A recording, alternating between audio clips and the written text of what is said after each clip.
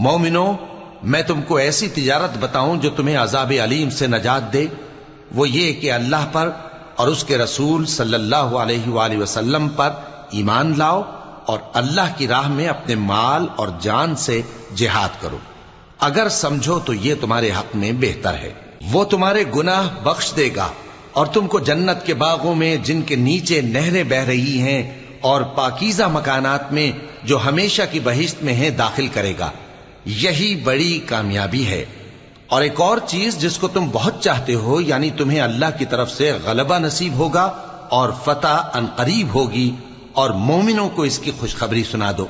मोमिनों, अल्लाह के मददगार हो जाओ, जैसे ईसा इब्ने मरियम ने हवारियों से कहा था कि भला कौन है जो अल्लाह की तरफ बुलाने में मेरे मददगार हों। हवारियों ने कहा कि हम अल्लाह के मददगार हैं।